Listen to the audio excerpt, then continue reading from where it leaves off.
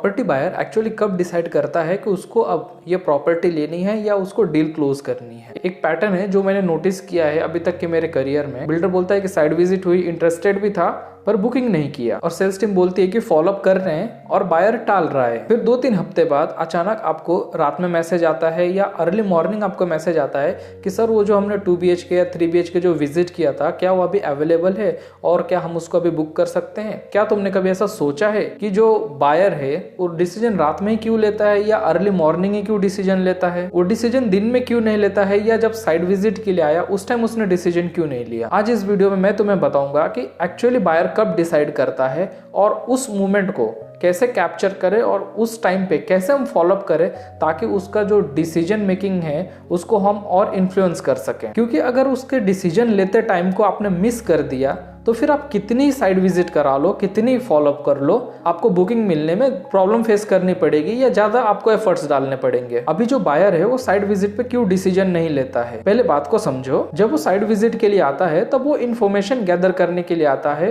वो इस माइंडसेट से नहीं आता कि मुझे देखना है और तुरंत बुक करना है। जब भी बायर साइट विजिट के लिए आता है तो साइट विजिट के अलावा भी उसके दिमाग में और भी 20 तरह की चीजें चल रही होती हैं, जैसे कि ये फ्लैट अच्छा लग रहा है कि नहीं, इसका प्राइस जस्टिफाइड है कि नहीं, कंस्ट्रक्शन क्वालिटी अच्छी है या नहीं, बिल्डर ट्रस्टवर्दी है या नहीं, लोकेशन सही है या लोन मिलेगा कि नहीं इस प्रोजेक्ट पे, फैमिली को पसंद आएगा कि नहीं ये, या इसके अलावा और भी कुछ ऑप्शंस है मार्केट में। ऐसे कई सवाल उसके दिमाग में चलते रहते हैं। अब इतने सवालों के बीच डिसीजन नहीं हो सकता। साइट विजिट पे बायर रिसेप्टिव मोड में होता है, वो इन्फॉर्मेशन को आपसे कलेक्ट कर रहा होता है, उसको प्रोसेस कर रहा होता है, उसको समझ रहा होता है, ना ही कि वो डिसीजन लेने के मोड में हो। वो फाइनली कब डिसाइड करता है? जब वो अकेले होता है, जब कोई डिस्ट्रैक्शंस नहीं होता, जब कोई सेल्स पर्सन सामने नहीं होता, जब फैमिली सो गई होती है और जब वो सारे काम से फ्री हो गया होता है, तब वो सोचता है चलो अभी हमने जो साइट विजिट किया था उसमें से फिल्टर आउट कर लेते हैं कि किस प्रॉपर्टी को फाइनल करना है। मैं तुम्हें बताता हूँ डिसीजन एक्चुअली कब होता है। इसमें 3 सिनेरियोज होते हैं डिसीजन लेने में।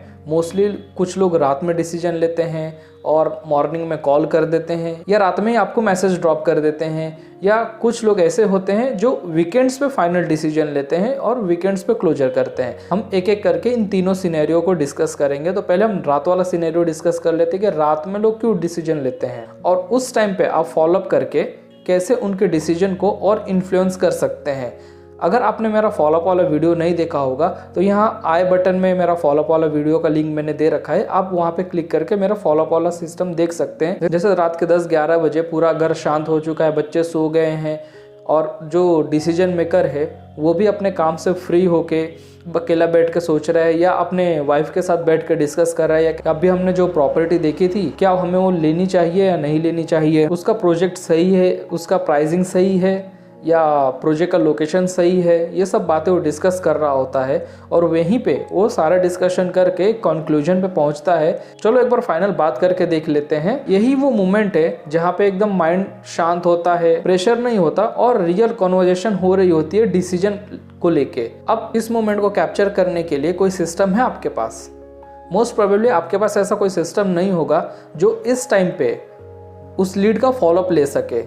इसी के लिए मैंने एक वीडियो बनाया फॉलोअप सिस्टम वाला, आप आई बटन में जाके देख सकते हैं। और अगर आप इस टाइम पे फॉलोअप करते हैं तो 99% चांसेस है कि जो बायर है वो आपको रिवर्ट करेगा और आपको एक क्लैरिटी मिल जाएगी कि नेक्स्ट डे या नेक्स्ट मॉर्निंग ये बायर प्रॉपर्टी बाय करने आ रहा है। अब जो लोग सुबह डिसीजन लेते हैं या जिन्होंने रात में डिसीजन ले लिया है, इनमें क्या फ़र्क होता है? देखिए, जो पर्सन सुबह डिसीजन लेता है वो रात भर सारी चीज़ों को डिस्कस करके प्रोज एंड कॉन्स कंपेयर करके और सुबह क्लैरिटी पे आ गया होता है और बस अब वो पेमेंट करके फाइनल डील क्लोज करने वाला होता है। अभी रात वाला जो डिसीजन है और मॉर्निंग वाला डिसीजन, इसमें क्या फ़र्क है? रात वाला जो पर्सन है जो नाइट में डिसीजन ले रहा है वो 50-50 होगा। मॉर्निंग तक उसका डिसीजन में भी चेंज भी हो सकता है या कुछ उसके मन में डाउट भी आ जाए, लेकिन जो पर्सन अर्ली मॉर्निंग या डे टाइम में डिसीजन ले रहा है वो पर्सन ऑलरेडी सारे प्रोज एंड कॉन्स कंपेयर कर चुका है, उसके सारी जो फाइनेंशियल प्लानिंग है वो सब कुछ कर चुका है और इसके अलावा वो एक फाइनल कंक्लूजन पे पहुंच चुका है कि चलो अब ले लेते हैं। और वो जब सुबह सुबह आपको टेक्स्ट करता है या कॉल करता है तो आपके ऑफिस से कोई उसको रिवर्ट नहीं जाता है या कोई कॉल नहीं जाता है। एटलीस्ट उस टाइम पे आप अगर मैसेज नहीं कर सकते हैं उसको, या उसको उसके कॉल को नहीं अटेंड कर सकते हैं, या आपकी सेल्स टीम उस टाइम पे अवेलेबल नहीं है, तो आपके पास एक ऐसा सिस्टम होना चाहिए जो एटलीस्ट उसके इंटरेस्ट को या उसके मैसेज को एक्नॉलेज करे कि हमको आपका मैसेज मिल गया है, हम इस टाइम पे आपसे कांटेक्ट करेंगे।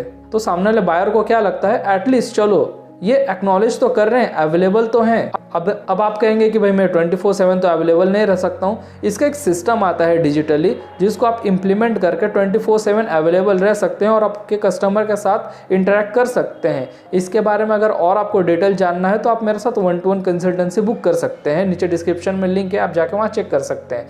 वीडियो में आगे बढ़ते हैं जो कि है थर्ड सिनेरियो, ऐसे पर्सन्स जो वीकेंड पे डिसीजन लेते हैं। ऐसे जो लोग होते हैं इनको मोस्टली वीकेंड्स पे टाइम मिलता है। अब ये फ्राइडे इवनिंग को बैठते हैं, कॉम्पिटिटर रिसर्च करते हैं, अपना फाइनेंशियल कैलकुलेशन करते हैं, फैमिली से डिस्कस करते हैं। सैटरडे या संडे दोपहर तक ये लोग फाइनल डिसीजन बना चुके होते हैं और जब डिसीजन बनाने के बाद आपसे कांटेक्ट करते हैं, आपकी सेल्स टीम से कांटेक्ट करने की कोशिश करते हैं। अब आप क्या मैसेज कर दोगे कि मंडे टू हम फ्राइडे में बात करेंगे। अब मंडे आते आते उसके माइंड में और भी डाउट्स आ जाएंगे। अब डाउट्स आ गए तो क्या हुआ, अब जो उसने डिसीजन बनाया था अब वो डिसीजन कहीं कंफ्यूजिंग लग रहा है उसको और वो और थोड़ा टाइम ले रहा है क्लोजिंग के लिए। यहीं पे अगर आपके पास सिस्टम होता तो उस लीड का इंटेंट आपको तुरंत पता चल जाता। मैं एक साइकोलॉजी बताता हूँ। जो बड़े डिसीजंस होते हैं जैसे कि जॉब चेंज करने का डिसीजन या शादी करने का डिसीजन या घर खरीदने का डिसीजन, ये डिसीजन प्रेशर में नहीं लिया जाता। जब माइंड एकदम काम हो, प्रेशर नहीं हो, ऐसे टाइम पे ऐसे डिसीजंस काफ़ी अच्छे से लिए जा सकते हैं। अब आप सोचते हैं कि बायर साइट विजिट के लिए आया और साइट विजिट के बाद उसने कोई डिसीजन क्यों नहीं दिया। अभी इसके डिसीजन ना देने का मैं कुछ कारण बता देता हूँ। पहले कि वो सेल्स पर्सन के साथ होता है, सेल्स पर्सन उसको पूरे प्रॉपर्टी पिच कर रहा होता है, इसी के साथ उसकी फैमिली उसके साथ होती है, फैमिली अपनी ओपिनियन भी शेयर कर रही होती है उस टाइम पे, और सराउंडिंग पूरा नॉइजी होता है, कंस्ट्रक्शन चल रहा होता है। ऐसा एनवायरनमेंट डिसीजन मेकिंग के लिए कॉन्ड्यूसिव होता है और ऐसे कॉन्ड्यूसिव एनवायरनमेंट में डिसीजंस लेना काफ़ी मुश्किल होता है। पर वो जब अकेले होता है, जब वो साइड विजिट से चला जाता है और रात में फ्री बैठ के सोचता है, इस टाइम में अगर आप फॉलोअप करते हैं या उसके डाउट्स क्लियर करते हैं तो चांसेस है कि उसका जो डिसीजन मेकिंग का टाइमिंग है वो घट जाएगा और वो नेक्स्ट कुछ ही दिन में डिसीजन लेके डील क्लोज कर देगा। अब मैं थोड़ा और डीपर जाता हूँ जिसके अंदर लेट नाइट साइकोलॉजी क्या होती है कि लोग लेट नाइट में डिसीजन कैसे बनाते हैं। लोग रात में डिसीजन क्यों लेते हैं, क्योंकि रात में डिस्ट्रैक्शंस कम होते हैं। दिन भर वो इन सब कामों में इतना डिसीजंस लेता है कि उसकी डिसीजंस लेने की कैपेसिटी शाम होते होते कम हो जाती है। लेकिन जैसे ही वो कुछ देर फ्री होकर बैठता है, रिलैक्स होता है, उसकी बड़े डिसीजंस लेने की कैपेसिटी फिर से बढ़ जाती है और वो प्रैक्टिकली अब सोचने लगता है कि अब वो सोचता है कि कहीं प्राइस ज़्यादा तो नहीं है, लोन मिलेगा कि नहीं मिलेगा, क्या मैं और भी मार्केट में कॉम्पिटिशन्स दे सकता हूँ। ऐसा टाइम में जो आपका ऑटोमेशन सिस्टम है वो उसको हेल्प कर सकता है इस कन्फ्यूजन से बाहर निकालने में। मोस्टली रियल एस्टेट के मामले में या प्रॉपर्टी लेने के मामले में लोग रात में डिसीजंस लेते हैं और जो फैमिली बायर होता है उसका डिसीजन इमोशनल होता है। वो फैमिली के लिए सोचता है कि बच्चों के लिए मुझे स्पेस मिलेगा कि नहीं मिलेगा, वहाँ पे सिक्योरिटीज़ होगी कि नहीं होंगी, गार्ड्स होंगे कि नहीं होंगे, ऐसे बहुत सारे उसके मन में सवाल आते हैं। जब बायर रेडी होता है प्रॉपर्टी बाय करने के लिए और वो आपसे जब कांटेक्ट करता है और उसको कोई भी रिस्पांस नहीं मिलता आपके तरफ से तो वो वेट करता है और इसी वेटिंग टाइम में उसके मन में और भी सवाल आते हैं और ये सवाल कहीं ना कहीं उसके डिसीजन मेकिंग को हैम्पर करते हैं। अब इसके डिसीजन मेकिंग को कैसे कैप्चर करें। अब बायर रेडी है डिसीजन लेने के लिए लेकिन उसके मन में कुछ डाउट्स है। अब इन डाउट्स को आप कैसे सॉल्व करेंगे? क्या आपके पास ऐसा कोई डिजिटल सिस्टम है? ऐसे सिस्टम को इम्प्लीमेंट करने की प्रैक्टिकल स्ट्रैटेजी मैं अभी देने वाला हूँ। देखो, साइट विजिट हुई, बायर चला गया, अब शाम को आप उसको एक मैसेज भेजो, थैंक यू फॉर विजिटिंग। अगर आपको कोई सवाल हो तो feel free to reach me any time या feel free to call me any time. रात के 9-10 बजे के करीब आप उसको एक टेस्टिमोनियल भेज दो। अभी आपने जो टेस्टिमोनियल भेजा है उसमें आप दिखा सकते हो कि कैसे एक फैमिली ने डिसीजन लिया और उसके डिसीजन लेने के पीछे क्या क्या क्वेश्चंस थे।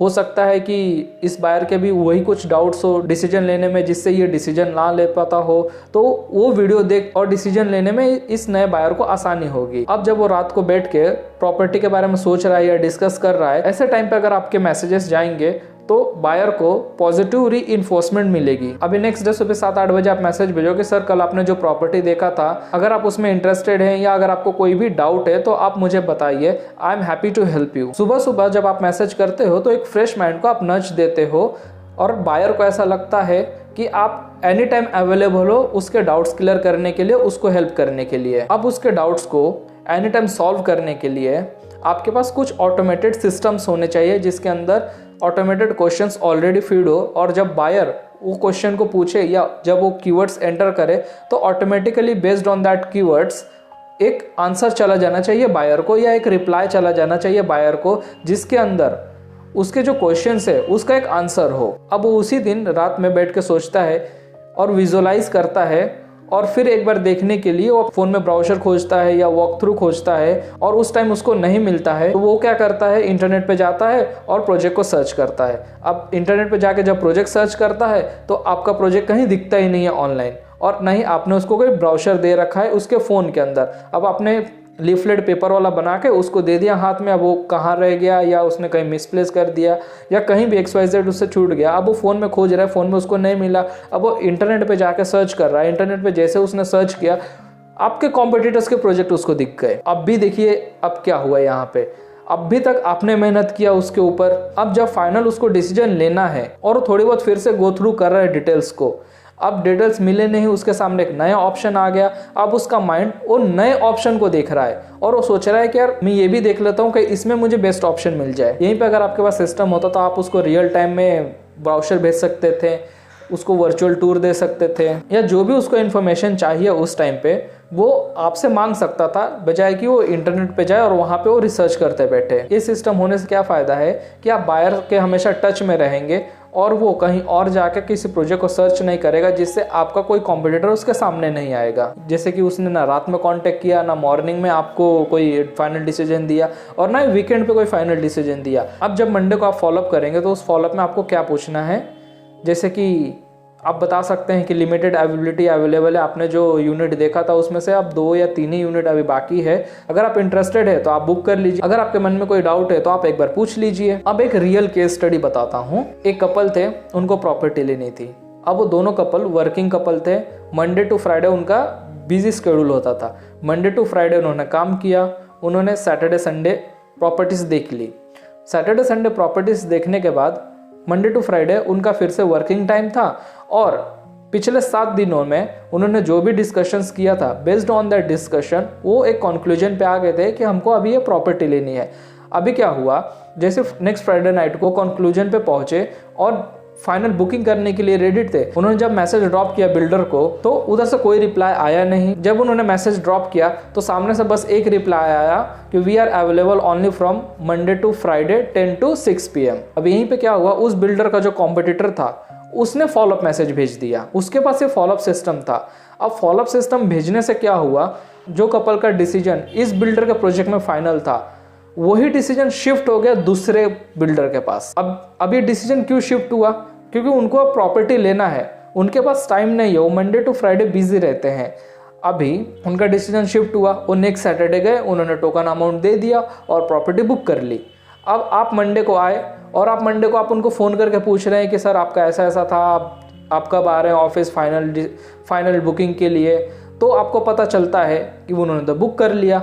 अभी आपका लॉस क्यों हुआ, आपको खुद ही बताना है कि आपके पास क्या ऐसा नहीं था जिसकी वजह से ये लीड मिस हो गई और आपके यहाँ पे बुकिंग नहीं मिला। तो याद रखो, बायर साइट विजिट पे नहीं डिसाइड करता है, बायर रात में डिसाइड करता है या मॉर्निंग में डिसाइड करता है या वीकेंड पे डिसाइड करके फाइनल डिसीजन लेता है। और आपका काम है कि उसके जो डिसीजन लेने का प्रोसेस है उसको और इजी करना। और इसको इजी इनेबल करने के लिए आप क्या कर सकते हो, आप एक सिस्टम इंप्लीमेंट कर सकते हो जो बायर के डाउट सॉल्व करेगा। तुम्हें पता चलेगा कि वो कब डिसीजन ले रहा है, और जब तुम डिसीजन टाइमिंग समझ जाओगे कि वो कब डिसीजन ले रहा है तब कन्वर्जेंस ऑटोमेटिकली होने स्टार्ट हो जाएंगे। अगर तुम्हें लगता है कि तुम्हारी साइट विजिट्स हो रही है, कन्वर्जेंस नहीं हो रहे या क्लोजिंग्स नहीं हो रहे हैं, तो एक बार चेक करो क्या तुम्हारे पास ये सिस्टम है। अगर ये सिस्टम नहीं है तो तुम मुझसे कांटेक्ट कर सकते हो, मैं 1-to-1 बैठ के तुम्हारे साथ पूरे मार्केटिंग स्ट्रैटेजी को ऑडिट करूंगा, फॉलोअप सिस्टम को ऑडिट करूंगा, और जो भी प्रॉब्लम्स है वो मैं आइडेंटिफाई करके बताऊंगा